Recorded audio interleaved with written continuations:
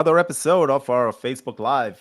And today I'm here with my buddy Tom. He's also my partner, and we've been in a few real estate deals, and we've been doing really really great. And today I would like to go ahead and talk something about a real life scenario, about a case study that I'm really really interested. I'm really involved in.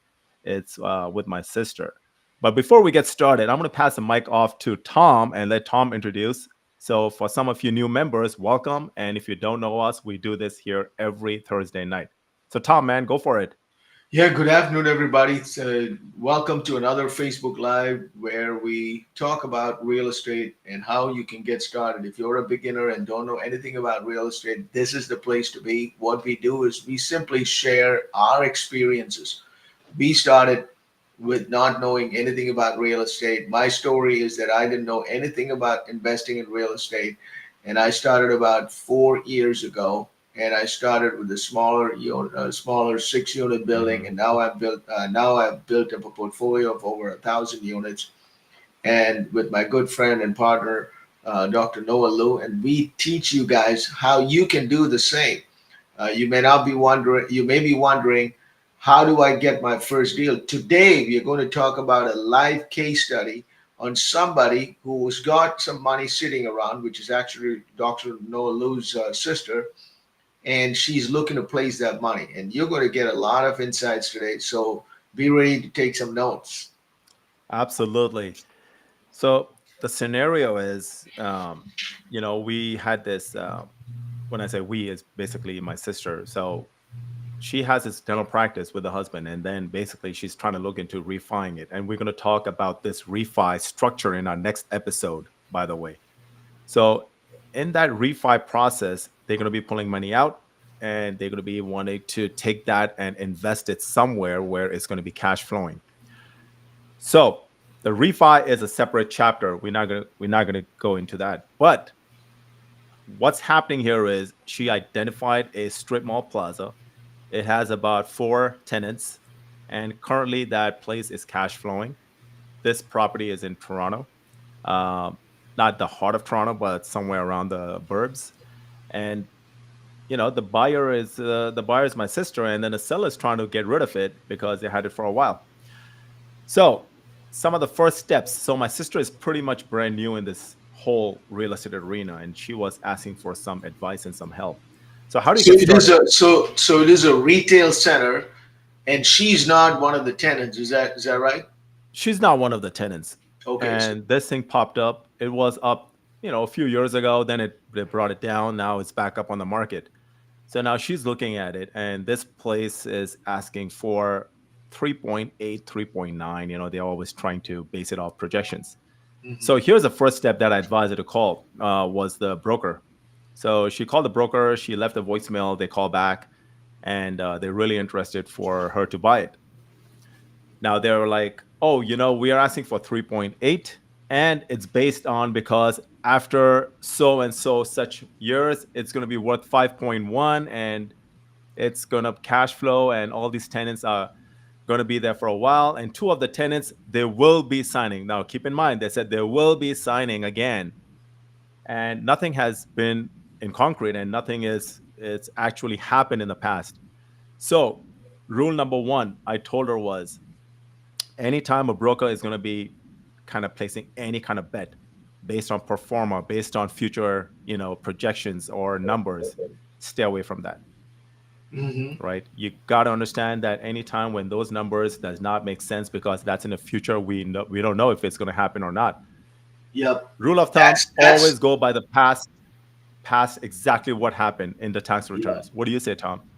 That's the number one thing, man. That you advised her. That's absolutely true.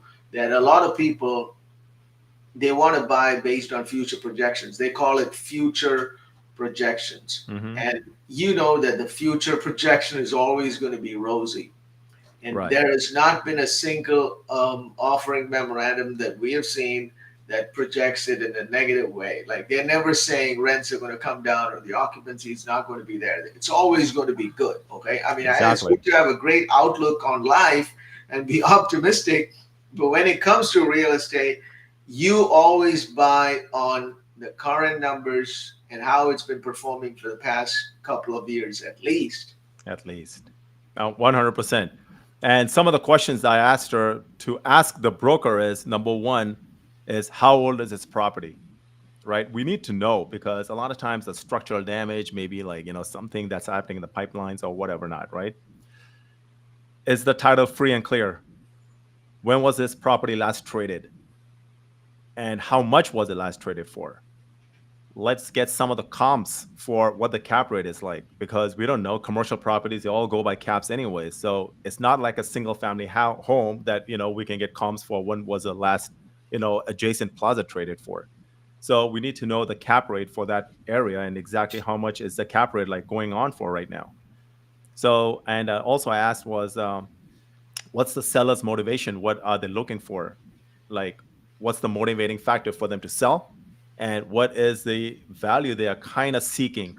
So basically, I think what you're saying is she got on the call with the broker, right? Right. That's the first thing that needs to happen is a broker call. Basically, you need to ask all the questions, even if you don't know something, just ask away. I mean, that's what Dr. Noah Lou's sister is Yeah. doing. And then rule of thumb with these brokers, you got to let them know like you love the deal. Yeah. Right. How important is that, Tom? Absolutely, yeah. That's the thing. Even if like all the projections, you always read it with a grain of salt, but you always project that you're super interested in the deal because you're trying to hook the broker because he's talking to 10 other guys, okay? And he needs to have you on a Rolodex opened up and saying, okay, man, Dr. Noah Lou, this guy is super interested. He's my number one guy, and I'm going to pay attention to whatever he says. So, yeah, always act like you're trying to sell yourself. I mean, now you're worried about, man, what'll I do if he's going to jack up the price or if he's going to take me? No, we can talk about all that later, but you got to hook him into the deal. You got to hook him. You got to basically put that hook him, and he'll be like, man, this buyer, he looks very good. He didn't even ask me about the price. I love this guy. No, 100%, man, 100%. And like some of the questions, preliminary questions I asked her to ask a broker is, number one, who are the tenants? How long more on the lease? Yeah. What is the renewal term like? What is the current term looks like? Do they have any kind of inflation or any kind of like rent increases built in? And if it is, how much percent? So these are some of those questions that I asked her to ask them. And then of course we definitely want to ask is, like what's the tenant's financial status like? What are they looking like? Because let's say if we don't know what their financial status look like, I mean, do we really want those guys as tenants in there? Is that a mom and pop or something, right? Exactly. Like they go out of business tomorrow. Today they're in business, tomorrow they're gone out of business. Who knows, right? And if they do have renewals, like what is the renewal term? How many years? Is it 5 years? Is it 10 years? Is it 2 years or 3 years? So these are all important aspects to ask in a real estate like triple net kind of leases. And also we need to verify the square footages for these places. So initially as an LOI, what I told her was tell the broker that you are interested. And, we are going to be securing that for whatever price they're asking for. Because at that time, it will all be based on due diligence on the final price, what's going to come down to. And then some of those other questions would be like, the terminology was, we spoke about the cap rate. Then we want to talk about the square footage of the plaza. And then we also want to talk about a little bit about zoning, right? Like what other industry can come in this place in case if these guys don't work out. So that's another important aspect. So my sister, she did not even know what an LOI is. So I'm kind of walking her through. So I told her that the LOI, most of the attorneys, they'll probably make it like 7, 8, 10 pages. I told her just to make it into maximum 2 pages or maybe even fit it into 1 page LOI. Yeah. Right? Why do you think that is, Tom? Like, me and you, we speak about it all the time. Yeah, I mean, you want to keep it 1 or maximum 2 pages, guys. LOI is not the contract. Your LOI is a letter of intent, and it's not binding. You can always change, and what is binding is a contract. You got to pay attention to the contract or the purchase and sales agreement, not the LOI. Don't even waste that much time on the LOI because LOI is just piece of paper telling them, I'm interested, I'm serious, here's my deal. Okay, that's it. Nothing more than that. And then some of the other questions I just asked her to ask the broker is, hey, are there any judgment or liens against the property or on the title, or if there's any kind of EPA issues in the land? Even though we have Yeah. EPA here, they probably have something environmental, something similar over there. And then last questions I told her to ask was, what do you like about this deal, Mm. right? And what do you don't like about this deal? Like how you and I, we always keep conversing. So these are some of those questions that I feel like it's going to be important for you to decide if this is a good deal to move forward or not. And based on the answers and based on the LOI, I feel like I think a good trading spot would be somewhere around, like, since they're asking for 3.8, probably if all due diligence comes out perfectly fine, like how they're saying it, it's going to be around like a 3.1 or a 3.2, Mm. right? And that's what I feel it is. But hey, listen, we want the broker to tell us as many good as possible, because upon due diligence, if we find anything otherwise, we can always come back and knock the price down. Yep. Absolutely. Right. So this was a little bit of the LOI process. So Tom, let's talk about, like, let's say the LOI is submitted and for whatever valuation, what would be the next step? Yeah, so once the LOI is submitted, you're basically telling the seller that I'm serious. Here's my offer. Here's my down payment, what it's going to be, and here's how many days of due diligence. So once that is something you mention in the LOI. You'll say, hey, it's $3 million, for example, and I'll put 1% down as the EMD, Mm, which is 3%, $3,000, right? 1% is 3,000. No, yeah, 30,000, 30,000. 30,000. right? Sorry. 30,000. On a $3 million deal, you put down 30,000, and that means you're saying I'm serious. Here's my 30 grand. And if the deal does not work out, and I pull out of the deal within a certain amount of time, like 30 days, I get the money back, and you get nothing. But if it crosses 30 days or 60 days, whatever you put in that LOI, then you keep the money if I pull Mm, out of the deal, or that money goes into the sales price of the deal, basically. So EMD is something you put in the LOI, what you're willing to put. And then you say, hey, in the LOI, I specify I want 30 days to do due diligence.